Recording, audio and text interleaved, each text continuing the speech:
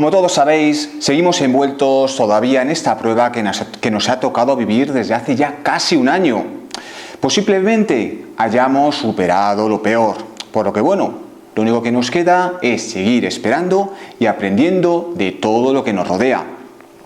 ¿Y qué mejor forma de aprender que con nuestros amigos de Mindalia aquí presentes?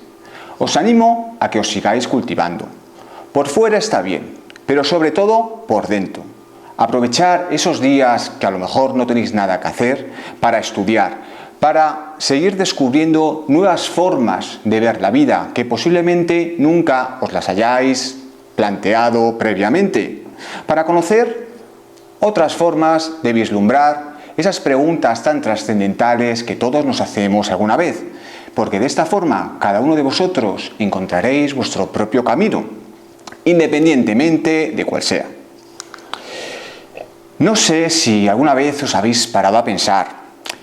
Vivimos en una sociedad plenamente materialista y en cambio cada vez hay un número mayor de personas que creen tanto en los espíritus como en los diferentes mundos espirituales.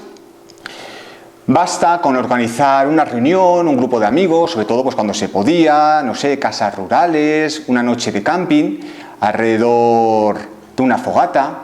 No sé por qué, pero siempre hay un momento en el que salen a reducir una serie de temas cuyos protagonistas son los espíritus. Que a mi primo le ha pasado tal cosa, que si el otro día estaba yo solo en mi casa y se me abrió una puerta sin darme cuenta.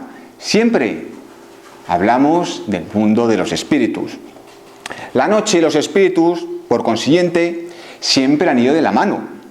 Ese binomio ha logrado mantenerse en buen término durante siglos en el imaginario de la sociedad y de la cultura occidental. Gracias, por una parte, a la literatura y, sobre todo, estos últimos años, gracias a diferentes series de televisión y un sinfín de películas. Seguro que os viene a la cabeza más de un ejemplo. Los espíritus nos interesan, nos inquietan y a la vez nos seducen. Y cuando hablo de espíritus quiero que me entendáis. Estamos hablando de igual forma de espectros, de ánimas o, como dicen algunas personas, pues de fantasmas. No suele pasar, nadie suele afirmar eso de a mí esas cosas no me interesa. No, a todos nos despiertan dudas, a todos nos despiertan interés. Se les puede venerar, temer, rechazar, pero siempre nos inquietan. Normalmente también es posible que suelan despertar algún tipo de comentario irónico y escéptico. Pues bienvenido sea. La creencia en la existencia de espíritus es un hecho generalizado que se fija en todas las sociedades de la Tierra. Leyendas, cuentos populares, poemas testimonian de forma directa o indirecta el interés que el hombre siempre ha tenido por los temas espirituales, por los temas que van más allá de la muerte, al tiempo que ha intentado buscar siempre una explicación a estas dudas. Importante, la concepción que el ser humano siempre hemos tenido del mundo espiritual ha estado condicionada por la época en la que nos encontremos, por las características particulares del momento y por la población en concreto a la que nos refiramos. Occidente es cierto que ha tenido muy variadas entidades espirituales en relación al momento histórico en el que nos encontramos. Por todo ello, podemos decir, sin miedo a equivocarnos, que la experiencia que todos nosotros hemos tenido y tendremos de los espíritus estará social, cultural e históricamente determinada. Cada cultura ha elaborado su propio pozo espiritual y en Occidente no ha sido una excepción a la regla. Pero la historia de la concepción personal y social de los espíritus occidentales tienen unas características y es, como hemos visto, que están ligados al proceso individual de cada uno de nosotros, puesto que los espíritus nos hablan de nosotros mismos, de nuestros puntos fuertes, de nuestras debilidades, de nuestros miedos, de nuestros temores y reflejan nuestra propia forma de concebir la vida. No nos extrañemos si os digo que desde el mundo occidental tenemos una concepción antropocéntrica del universo, es decir, importamos nosotros y nuestras circunstancias. Definir por ello lo que es un espíritu depende del espacio y del tiempo en el que nos encontremos. Depende del lugar en el que cada uno de nosotros se ubique dentro del universo.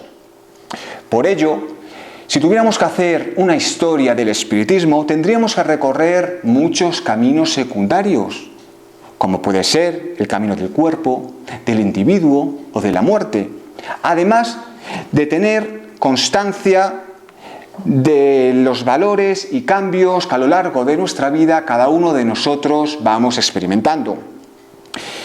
El discurso histórico sobre las apariciones, continuamente y en ocasiones, sobre todo en estos últimos años, controlado, tergiversado y utilizado en beneficio de sectores particulares, nos muestran una actitud generalizada para callar todo lo que tenemos que decir del mundo espiritual.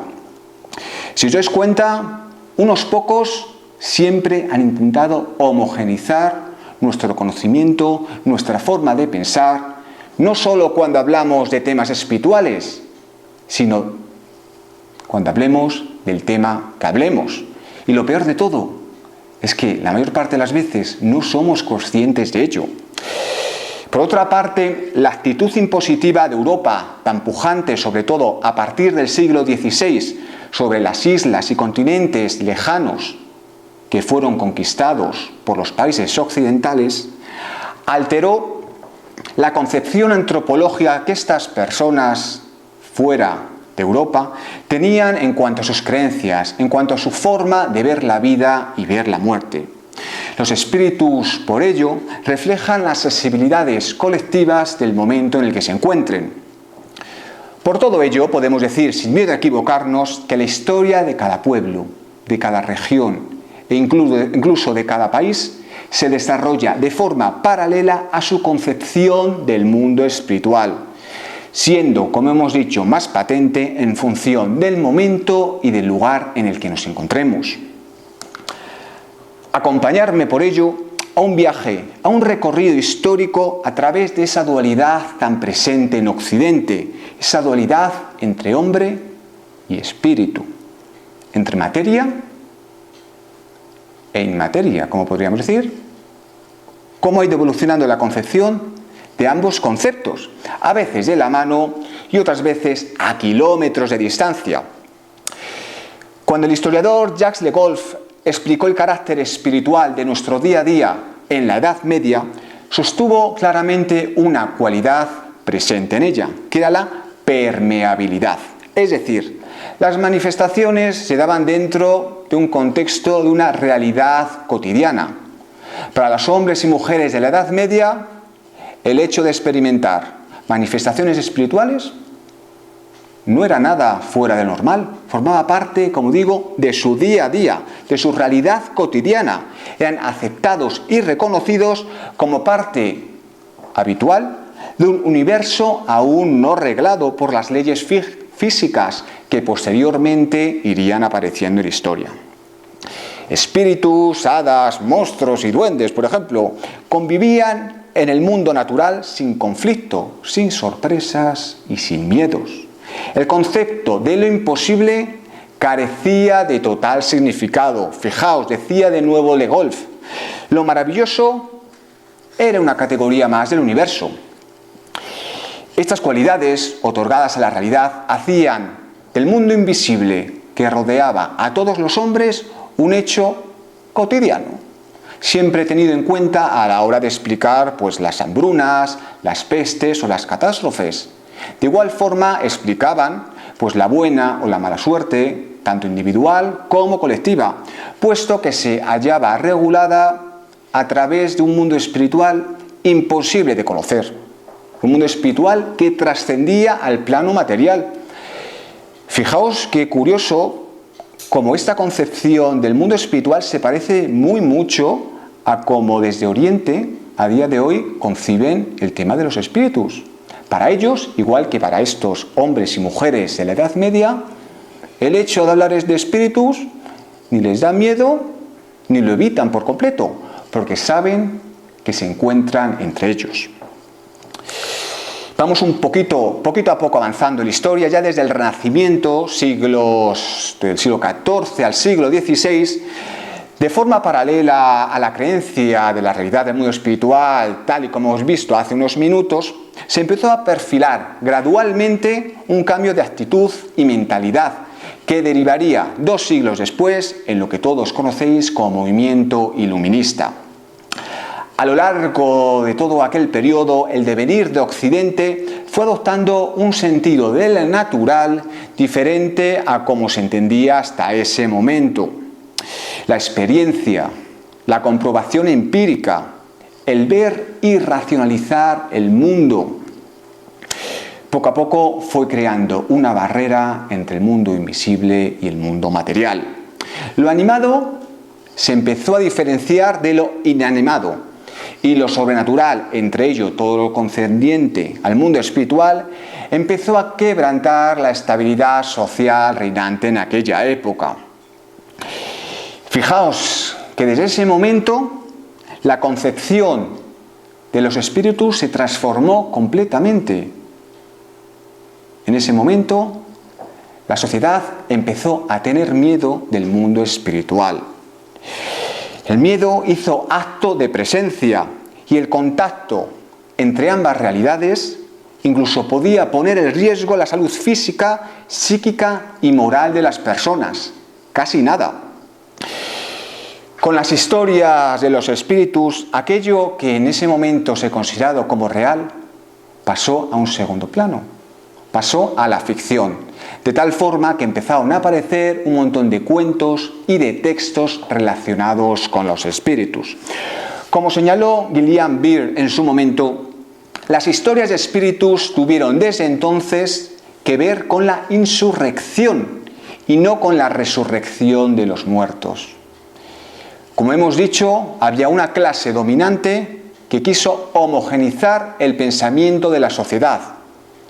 Pues por ello, ¿qué hizo? Elaboró una serie de textos en los cuales se decía explícitamente que los espíritus eran seres terroríficos, malvados.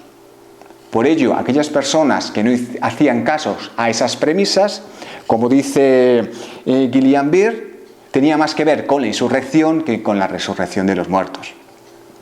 Se empezó a plasmar en la sociedad esa lucha entre las diferentes formas de entender el mundo, entre lo invisible y lo material, donde la superstición empezaba a ser visto como un exceso de credulidad.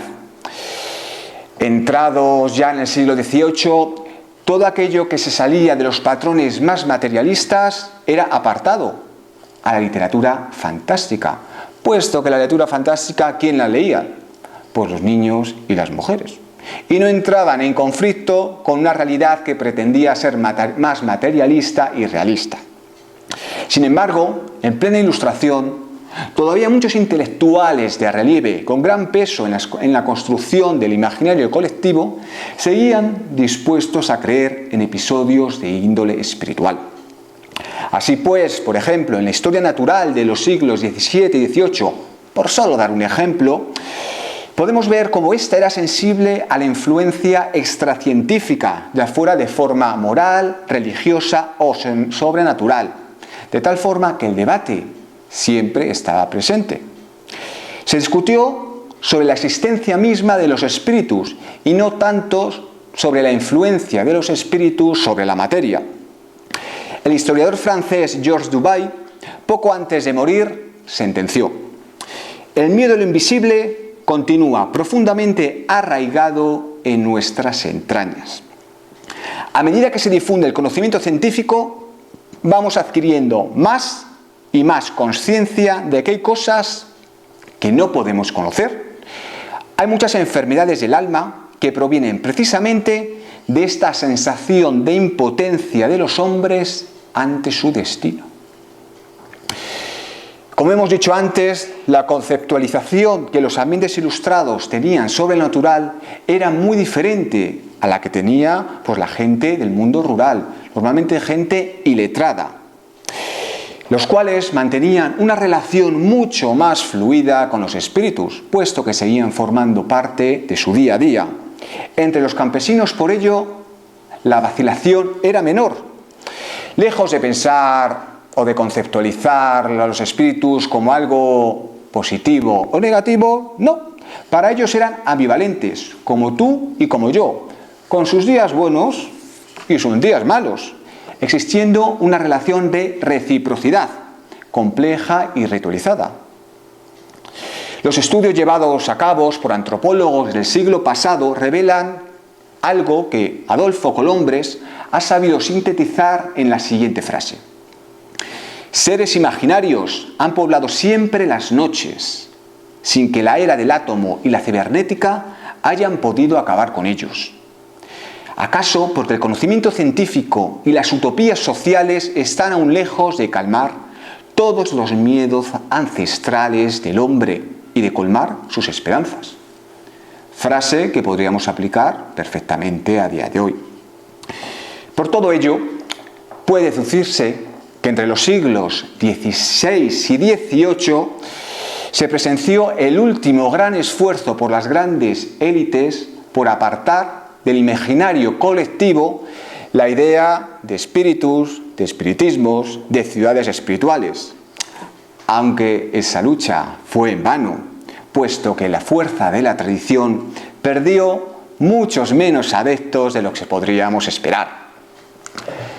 Por otro lado, la difusión de la palabra escrita contribuyó a que lo sobrenatural y el mundo espiritual a él asociado se impusiera en amplios sectores sociales, encontrando en movimientos como la Reforma y la Contrarreforma poderosos agentes de divulgación.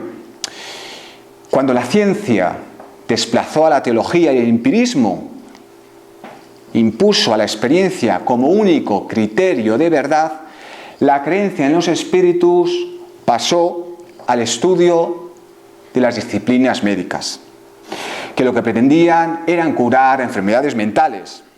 De seres reales, los espíritus pasaron a ser seres subjetivos de aquellas personas que tenían algún tipo de enfermedad mental. Entiéndase, esquizofrenia, paranoia, etc. Así, especialmente desde el siglo XIX, las interpretaciones dadas al fenómeno espiritual dejaron el ámbito de la demonología para ser transferido al de la psiquiatría. Ya no habría que tener miedo al demonio, sino a la locura. Es en este preciso momento histórico, acordaos, estamos hablando de mediados del siglo XIX, en el que surge el espiritismo, de la mano, como ya sabéis, de Kardec, el cual fue y es considerado su máximo exponente, sintetizando en una serie de libros las bases del espiritismo serio que conocemos a día de hoy, asentando de esta forma los cimientos que tantas veces habían sido desprestigiados por sociedades anteriores. Podéis consultar en este mismo canal un sinfín de conferencias sobre la historia del espiritismo si estáis más interesados al respecto. Yo desde aquí os las recomiendo. De nuevo, la sociedad se dividía, pero en este caso ya no estamos hablando por motivos sociales o por motivos económicos, no. De hecho, fijaos, había una máxima victoriana que decía: yo no creo en espíritus, pero les tengo miedo. Algo que igualmente podría extrapolarse a día de hoy. Desde mediados del siglo XX, a través de los diferentes descubrimientos científicos, sobre todo en materia física, teorías cuánticas, teorías de la relatividad, introdujeron nuevas perspectivas espirituales. Se plantearon dudas y se cuestionó el materialismo vigente. La comunidad científica empezó a abrir los ojos y a abogar porque había algo más allá de lo meramente físico. Los impresionantes avances tecnológicos permitieron que se descubrieran mundos invisibles dentro de nuestro propio mundo. Hasta entonces, el ser humano no nos habíamos planteado que pudiera haber algo más fuera de nuestros sentidos más terrenales? Pues lo hay. Apenas conocemos una milésima parte de lo que nos queda por descubrir. Hoy sabemos, obviamente, que hay cosas reales que no pueden medirse ni pesarse, y aún así están ahí. El universo antes determinado ahora es indeterminado, ahora es una absoluta incógnita. El fin del segundo milenio sorprende a Occidente en un clima de rejuvenecimiento espiritual.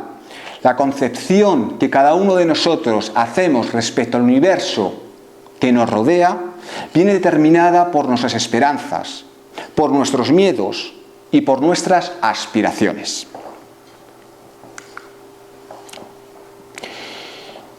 Contamos con relatos sobre espíritus desde los albores de la humanidad.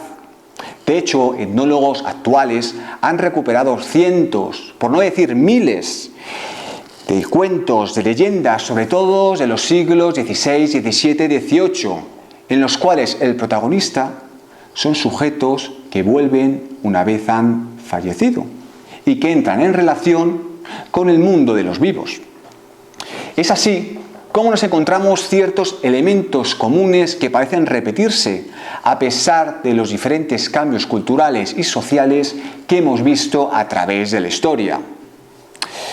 Para estos hombres y mujeres que en su momento tuvieron este tipo de encuentros con el mundo de los espíritus, estos son hechos significativos. Por lo tanto, nos dan a entender de la importancia que tuvieron en su momento. Siempre, como hemos dicho, sujetos a la sociedad y a la época en la que nos encontremos. Por ejemplo, si hablamos de la Edad Media, pues obviamente las personas, los hombres que tenían este tipo de encuentros, pues no profesaban miedo ni inquietud y no tenían ningún temor a compartir las experiencias. En cambio, si hablamos de los siglos XVI y XVII, cualquiera habla de estos temas. Te podrían encarcelar por menos incluso. Por otra parte, me gustaría tocar un tema me parece que nos ayudará a entender mucho el proceso espiritual dentro de las diferentes sociedades, que son los libros. Los libros han ejercido desde la Edad Moderna, acordaos que la Edad Media es del siglo V al siglo XV, ¿vale? La Edad Moderna es a continuación. Los libros han ejercido un poderoso influjo en los hombres, no solo a través de los textos, sino a través de sus diferentes formatos. La palabra impresa supo condicionar actitudes y reacciones, estimulando la imaginación de buena parte de la sociedad entre los siglos XV y XVIII. Cumplió un papel silencioso, sí, pero nunca pasivo, elaborando poco a poco de nuevo esas fronteras entre el mundo material y el mundo inmaterial. Por tanto, me parece indispensable realizar una aproximación a la influencia que ese tipo de narraciones tuvieron en cada uno de nosotros.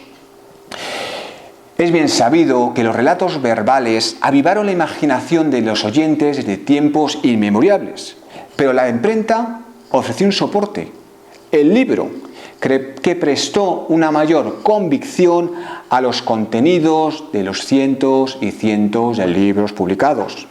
Creencias y rumores se plasmaron por primera vez en tinta y en papel.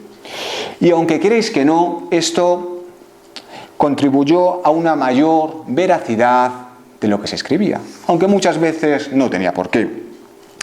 El éxito editorial de muchos de estos textos y las cuantiosas ganancias de editores, libreros o buhoneros permitieron y obligaron que este tipo de obras se reeditaron una y otra vez a lo largo de toda la Edad Moderna.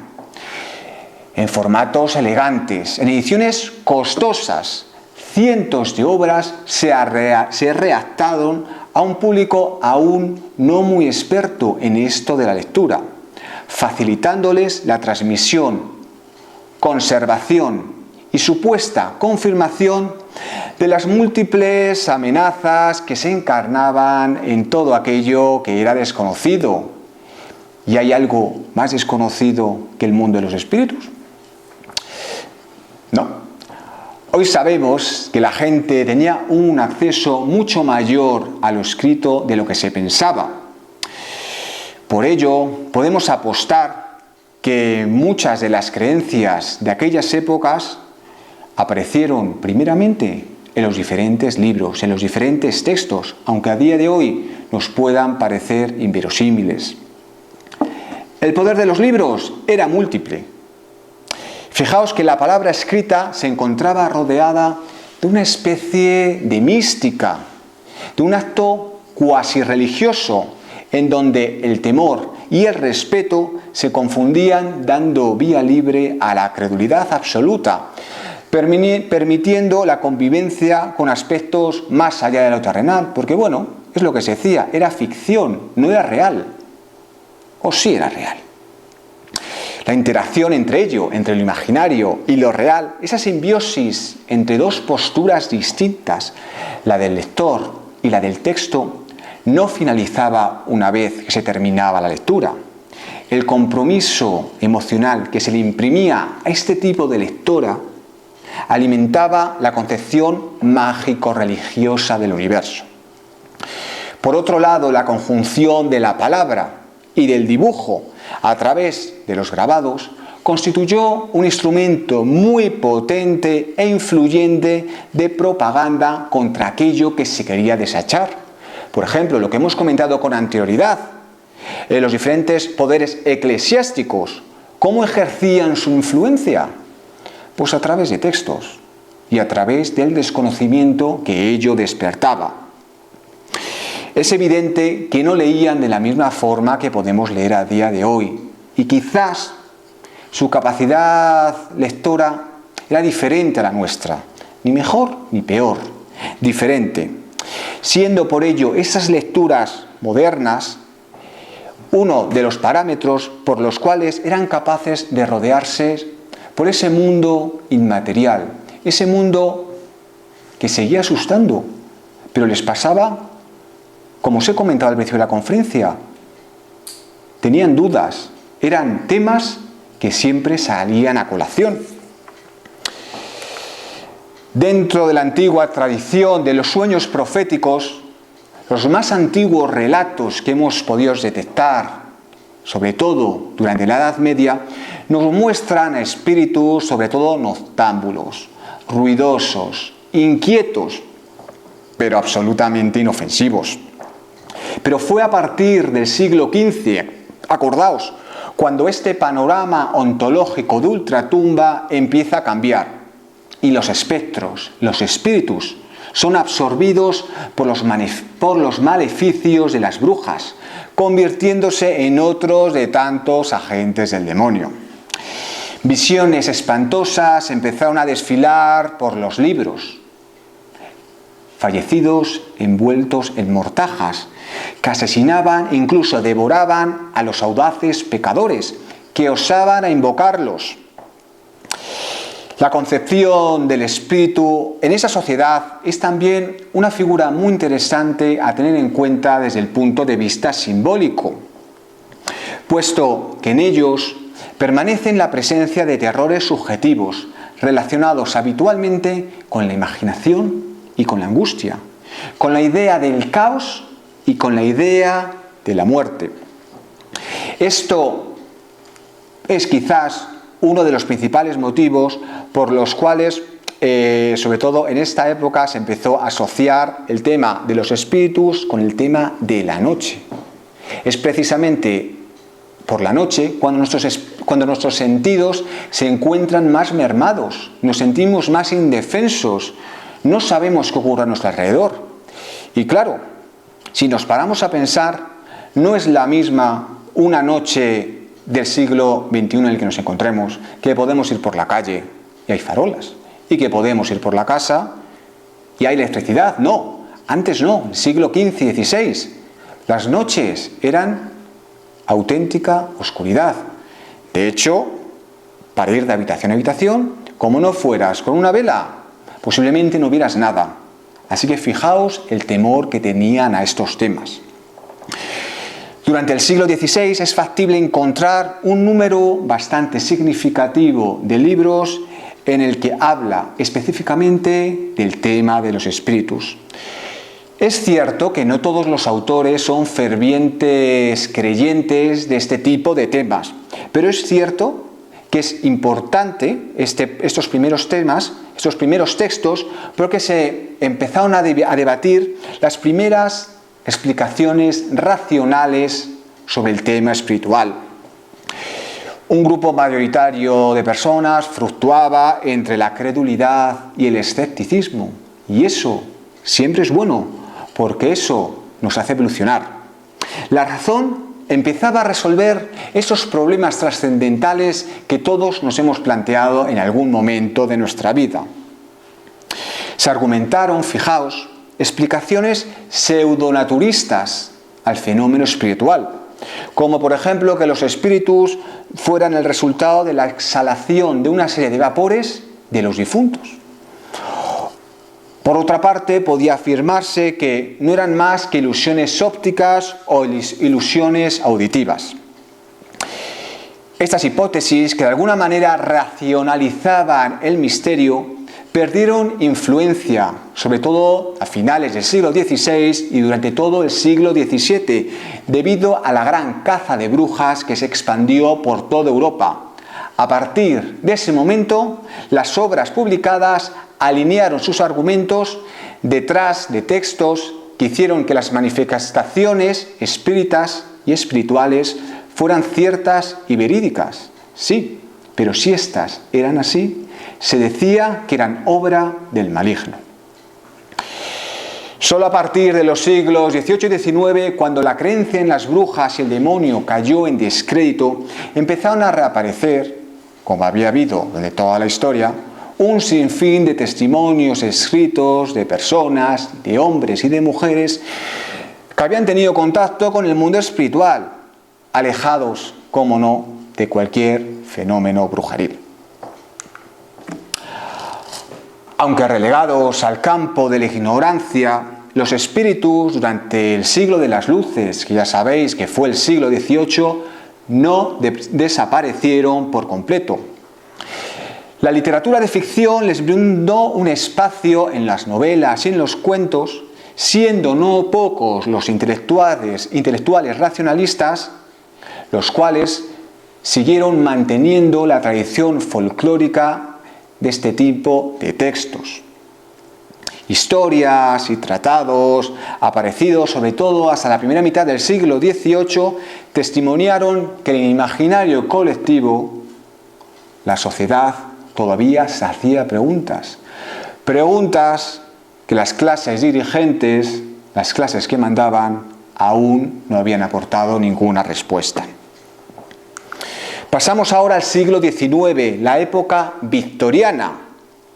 El siglo XIX reinterpretó una nueva forma de ver la vida en todos sus aspectos. El siglo XIX creó las bases de una nueva sociedad, una sociedad que incluso ha llegado a nuestros tiempos, instaurando una peculiar manera de conceptualizar conceptos, nunca mejor dicho, como la familia, el individuo o la muerte.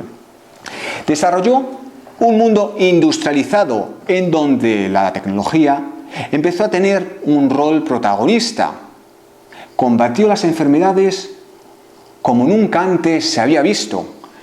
Creó una sociedad urbana, inimaginable unas décadas atrás.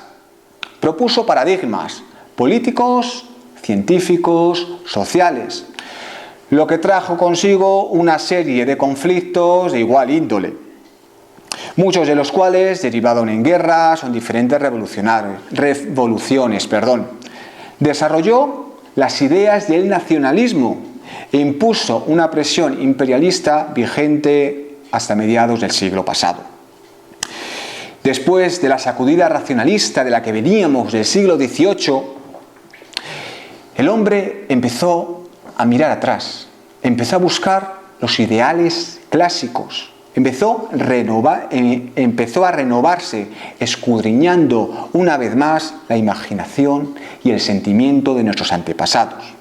De aquí es donde surge el movimiento romántico, que se tradujo en un esfuerzo por rescatar del pasado la pérdida nostálgica de la Edad Media, abriéndose a nuevas experiencias estéticas e intelectuales.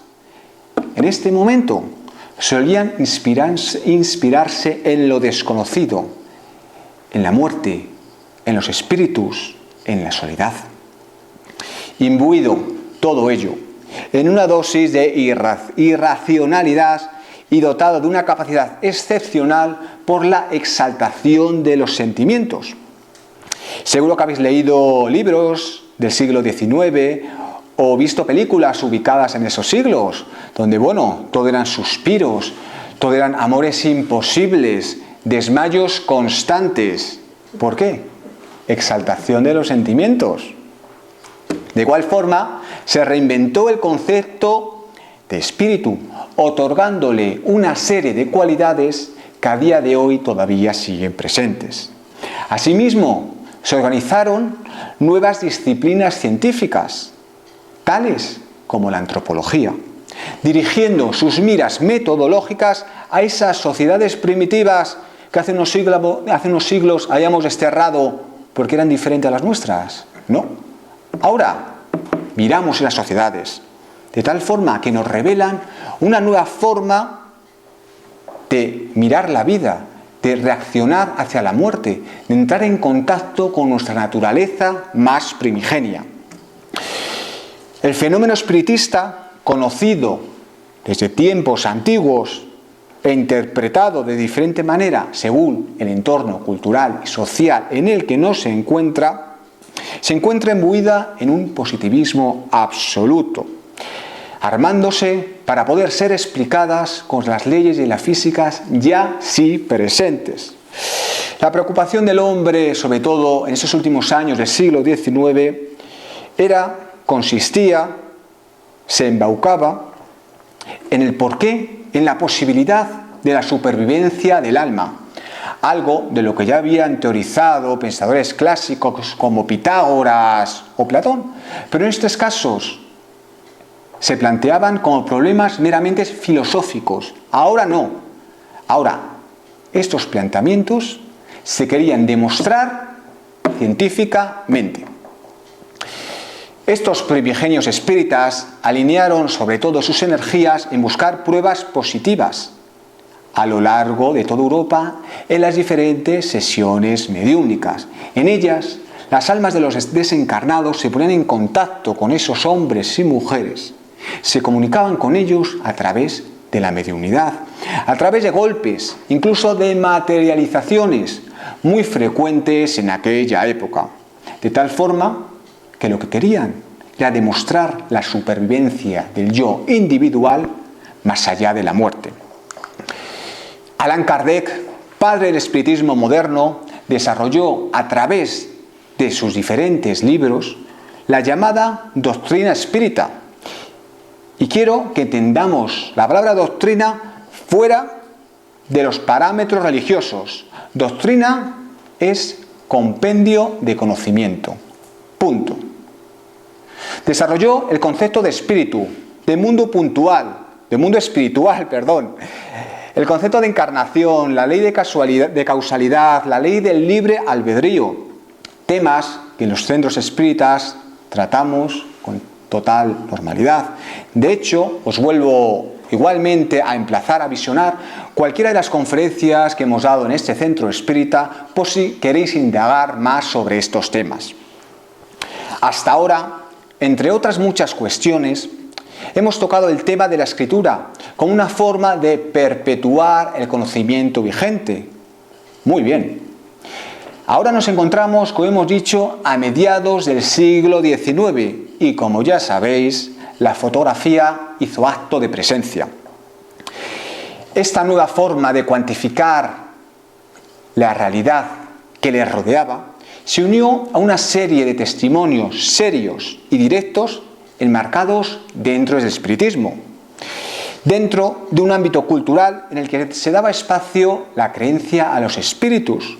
Hombres y mujeres pertenecientes a diferentes grupos espíritas pusieron sus esfuerzos para tratar de llevar todos estos temas al campo de la ciencia, alejándolo de la superstición y de las leyendas folclóricas. Médicos, matemáticos, físicos, personas de toda índole empezaron a propagar diferentes teorías a fin de explicar este tipo de cuestiones espirituales. Muchos de ellos también lucharon por desacreditar aquellos fraudes notorios. Otros mantuvieron una duda cautelosa. Entendían unas cosas, pero les costaba comprender otras, algo que me parece muy sano a día de hoy. Un pequeño grupo, defensores de la realidad objetiva de los espíritus, dieron lugar a los movimientos espíritas que han perdurado hasta el día de hoy. Quiero que escuchéis atentamente la siguiente pregunta. ¿Ha tenido usted alguna vez, cuando creía estar completamente despierto, la impresión intensa de ver a un ser viviente o un objeto inanimado, de sentir su contacto o escuchar alguna voz, sin que hasta donde pueda descubrir esta impresión se debiera a ninguna causa física exterior? Buena pregunta. De hecho, esta pregunta, realizada en 1882, marca un punto de inflexión en el tratamiento que los espíritus habían tenido hasta ese momento. Pese a que es cierto que el espiritismo gozaba de gran fuerza, muchos de los temas espirituales aún eran excluidos del ámbito científico por verse relacionados más que todo por temas productos de la imaginación, siguiendo poblando la novela, la poesía y el rumor local. El racionalismo seguía desechando todo aquello que no se pudiera explicar. De hecho, si en algunos grupos hablabas de temas espirituales, corrías el riesgo de poder ser tachado de ignorante e incluso de oscurantista, fíjate. El todopoderoso materialismo todavía impregnaba todas las teorías que trataban de explicar el universo. Pero hacia la década de 1880, una poco convencional organización irrumpió en escena, la llamada Sociedad para la Investigación Física Psíquica de Londres, conocida coloquialmente como la SIP, germen de futuras asociaciones del mismo índole tanto en Francia como en Norteamérica, que derivaría en lo que hoy podríamos llamar la parapsicología y las diferentes filosofías más espirituales. Personalmente, el término parapsicología yo nunca lo he terminado de entender. Parapsicología, ¿qué quiere decir?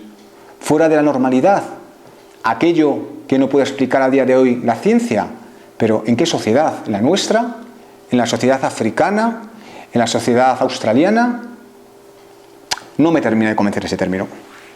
La SIP fue un típico producto de su tiempo y convocó en su seno a un grupo heterogéneo de personas, derivadas de los diferentes sectores de la intelectualidad de aquella época, los cuales mezclaron sus inquietudes y opiniones con reconocidos espíritas de la época. De esta hibridación tan particular que podía pensarse en un primer momento, se empezaron a oficializar este tipo de fenómenos espirituales. Se empezaron a ser llamados fenómenos preternaturales. Aunque básicamente lo que hicieron era realizar un cambio en el lenguaje, en el argot al referirse a estos temas, de tal forma que pudiera enfrentarse con el materialismo mecanicista presente en aquel momento. La primera publicación sobre experiencias más allá de lo material realizada por la SIP es editada en 1894 y es conocida bajo el título de Censo de Alucinaciones.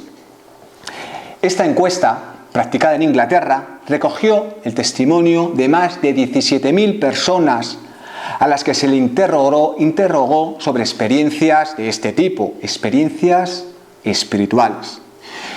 Con esta denominación, alucinación, que a lo mejor a día de hoy nos puede chocar a todos un poco, lo que se pretendía era crear un espacio intelectual neutro en el que se pudieran debatir las diferentes hipótesis sobre el mundo espiritual, de forma que se pudiera probar objetivamente la supervivencia del alma una vez que hemos desencarnado.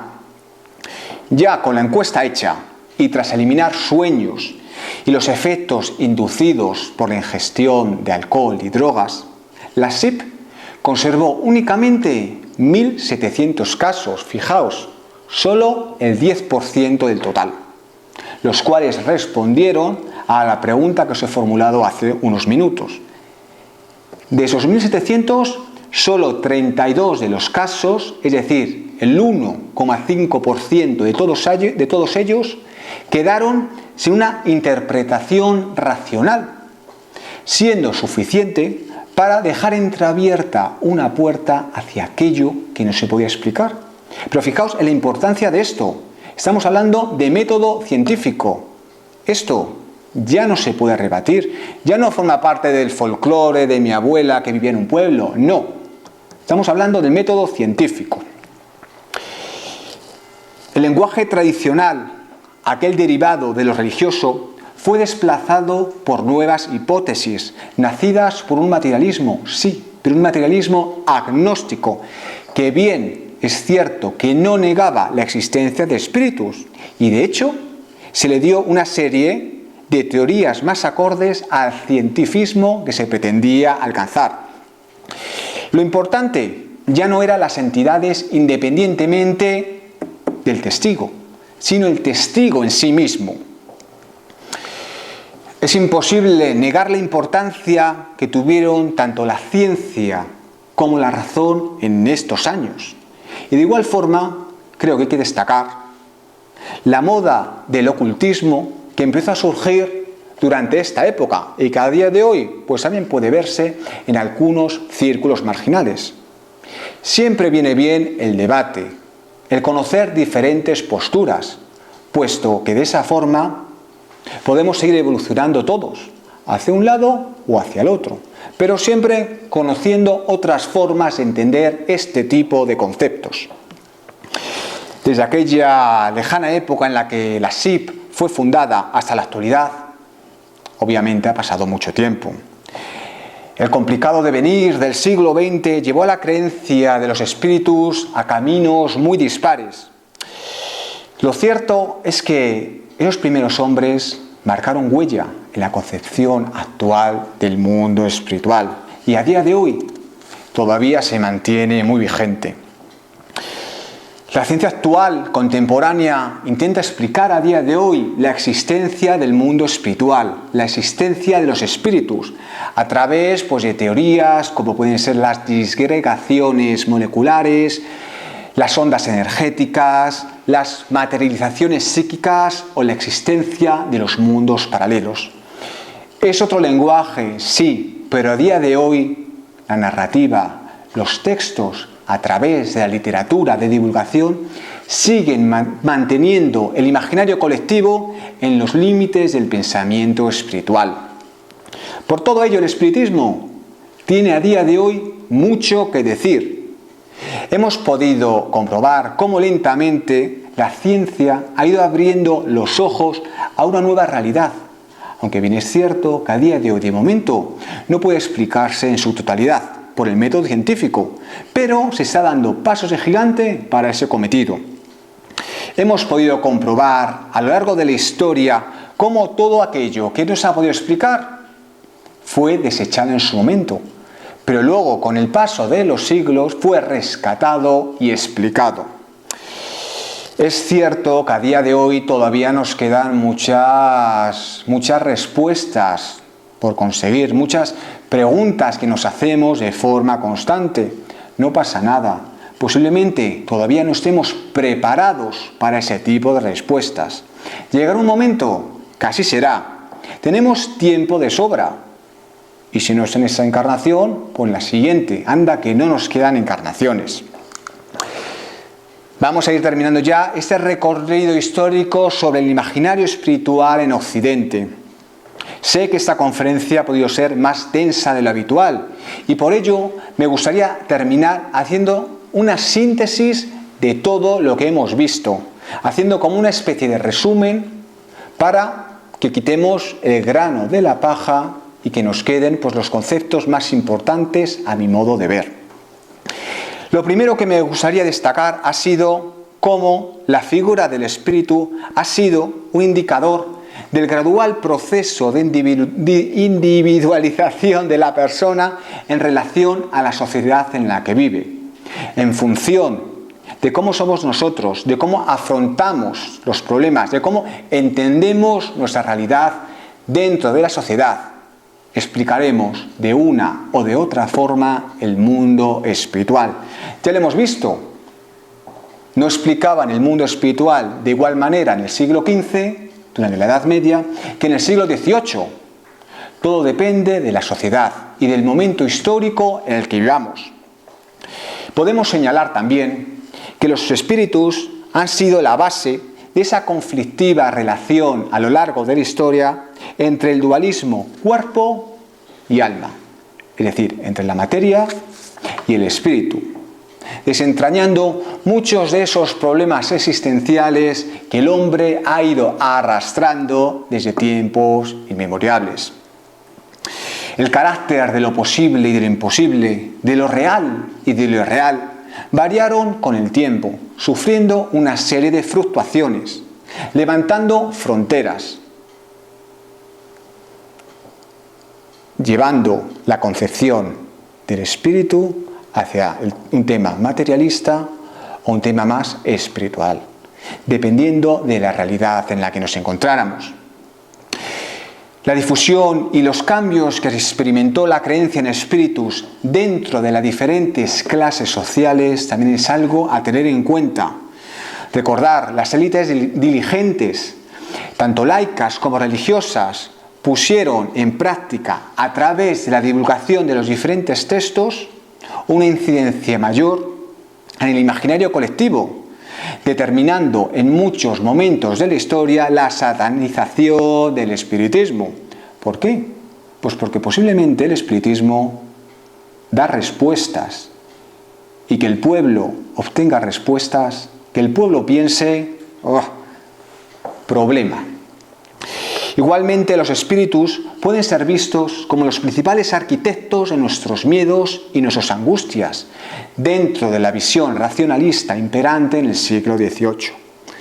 A partir del siglo XIX, el mundo de lo espiritual se fue abriendo paulatinamente a todos los aspectos de la sociedad. Recordad, surge el romanticismo, y es precisamente en estos años en los cuales el espiritismo serio hace acto de presencia, generando los cimientos a todas aquellas respuestas que todos nos hemos planteado en algún momento, respuestas que no habían encontrado solución en las religiones y filosofías estandarizadas hasta ese momento. Finalmente, desde mediados del siglo XX, la creencia en espíritus pareció combinar, por una parte, los elementos tradicionales del folclore popular con los diferentes estudios basados en el desarrollo espiritual desde un punto de vista científico. A partir de esto, no sabemos qué pasa en el futuro. ¿O sí? Pues claro que lo sabemos. En multitud de ocasiones hemos preguntado en las diferentes mesas mediúmnicas a la alta espiritualidad ¿qué futuro nos depara? ¿Se irán apareciendo nuevas filosofías, nuevas realidades religiosas que nos explicarán este tipo de temas? Los espíritus de conocimiento lo tienen totalmente claro. Todas las creencias de nuestro planeta se unificarán y darán pie a un nivel espiritual mucho mayor del que conocemos. No hará falta palabras para explicar una misma realidad. Si os dais cuenta, la mayor parte de las religiones, las bases de estas, son las mismas. Pero somos nosotros, los hombres, las mujeres, los que lo intentamos racionalizar todo, etiquetar todo, conceptualizar, de tal forma que nos hemos ido separando unos a otros, cuando el origen de las diferentes religiones es el mismo. Por ello, huyamos de las etiquetas. No importa la religión, la espiritualidad, la filosofía que profeses. No importa, como si no profesas ninguna. Eso no te hace ni mejor ni peor personas. Las etiquetas solo sirven para limitarnos y denotan una clara falta de apertura de miras. Aprendamos por ello de la historia, aprendamos de los errores que nuestros predecesores cometieron y sigamos avanzando todos juntos. ¿Estáis preparados? Yo sí. Muchas gracias.